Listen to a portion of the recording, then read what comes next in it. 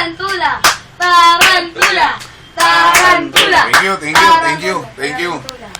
Muli, mga kababayan, magandang gabi, Pilipinas. Itong aking tinalakay sa aming dyaryo, at ako'y kolumnista rin ng The Pinoy Reporter. Okay? Kitang-kita niyo dyan si Anggara, di ba? Anggara ba ng buhay? Hindi ko masagot, hindi ko masabi. Ewan ko sa inyo. Okay? Pero dito sa aking column, ito po, na pinamagatan kong RH Bill. Akin dito ay tinutulig sa yung kademonyuhan na kanilang napapag-isipan na sinasabi nila, pinoprotektahan nila ang kalusugan ng mga kababaihan. Ngunit ang katotohanan, mukhang lumilikha sila ng panibagong Sodom and Gomorrah. Ito na po ang aking tula na RH Bill. RH Bill. With this RH Bill, I guess the author of this bill is mentally ill. They want us to intake this law although it is against our own will. Kanilang utak yata ay kasing hugis ng baril. Instead of pro-life, their intention now is to kill. Imbis na tayong taong kanilang kitilin, RH Bill ay ating supilin. At tulad sa movie na ang title ay Kill Bill. What are the stipulations? With this bill's true intention, they prefer to hide and made inhibition. So many speeches and lots of negotiation. Misleading us, we can't even make our own interpretation. Ito ang batas na magdudulot sa atin ng poison. Bagsak natin ay ICU room with a 50-50 condition. This is their way to control our population. Kaya nga nila ay sinusulong defenseless victims execution, na mas kilala sa makademonyong tinatawag na abortion. Doc, i-abort mo itong aking dinadala. Pag di mo ginawa, ikaw ay aking idedemanda. The doctor has no choice, matatanggalan siya ng lisensya. Go to OR and inject the anesthesia. Si Doc ngayon ay mag-uumpisa na naman sa pagraspa. Para ka nga na-exorcist, demonic RH Bill ay iyong ini-insist.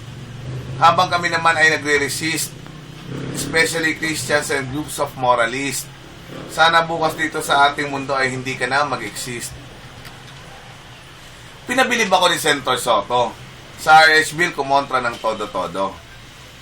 Hindi dahil sa pareho kaming letranista na eskwelahang katoliko. Sabi nga niya sa kanyang interview, Diyos ang gumawa sa mundo na pati na sa ating mga tao. Problema ng Diyos at hindi nga ng tao kung sa mundo ay dumami man tayo. In my own opinion, and you may take this in your consideration, it's not the cause of poverty and starvation, ang ating overpopulation. They must end their anomaly and rampant corruption. Ito na nga ang best solution. I'm sure lahat kayo sa aking suggestion ay talagang sasang-ayon. You want to legalize the killing just to have an endless money-making. Extremely worst in yung mga thinking. When the day comes that you are dying, sa galit ng mga tao sa iyo ay walang makikipaglibing. Doon sa Amerika, sila ay nakipagkontrata. Uncle Sam, pag RH Bill ay pumasa, mas lalong lalakas iyong benta sa amin ng iyong medisina. They will also teach sex education sa ating young generation. They would crave and will have a wild imagination. This creation leads the youth to temptation. Mas nadami ang magpapatronay sa ipinagbabawal na prostitution. Kondom ibibenta kahit na sa mga talipapa. Bibili ang mga bata pagkagaling sa eskwela. Lalaspagin kanyang nobya dahil safe naman daw sila. Wasak ang kinabukasan ng kawawang dalagita. Maski na menor de edad, sa mga hotel na ngayon ay magbababad. Inyong pinapromote lantarang imoralidad. Palibasa kayo wala ng integridad, walang konsensya at walang dignidad. Amerika ba sa inyo ay nagbayad? Upang sa Senado at Kongreso, RH Bill suporta mo'y nilalantad. Oh my golly, you're so very bad. Gagawin ang lahat para sa iyong vote, iyong fund ay mag-add ng mag-add.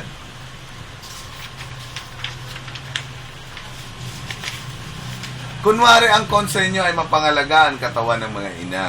Mga sanggol naman na walang muwang ang gusto nyong itumba. Masahol pa kayo kay Satanas sa pagkitil ng buhay nila.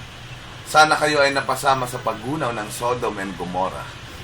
Maraming salamat po. Ang may akda, Leo Canta, alias Tarantula. Tarantula! Tarantula! Tarantula! Salamat.